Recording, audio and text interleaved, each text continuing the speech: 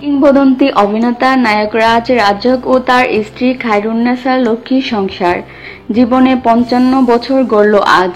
১৯৬২ সালে ২ মার্চ তারা বিবাহ বন্ধনে আবদ্ধ হয়েছিল। এরপর জীবনে নানা ছড়াই উতরাই পেরিয়ে আজও তারা একই সঙ্গে আছেন ভালোবাসার মুগ্ধতা নিয়ে।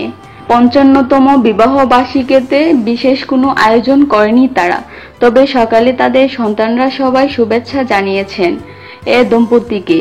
নায়ক রাজ্জাকের ছোট ছেলে চিত্রনায়ক সম্রাট, তিনি বললেন, বাবা মায়ের বিবাহ বার্ষিকীতে আমরাই তাদের ফুল দিয়ে শুভেচ্ছা জানিয়েছি। সন্ধ্যার পর সবাই বাসায় উপস্থিতি থাকবো এবং ছোটখাটো ঘরোয়া পার্টির আয়োজন রয়েছে।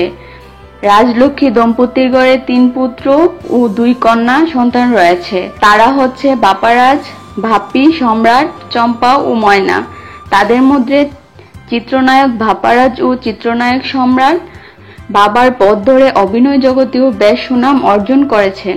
তারা অভিনয়ের পাশাপাশি নির্মাতা হিসেবেও কাজ করেছেন। কয়েক বছর ধরে বয়সের ভারে চলচ্চিত্র থেকে দূরে আছেন নায়ক রাজ্জাক।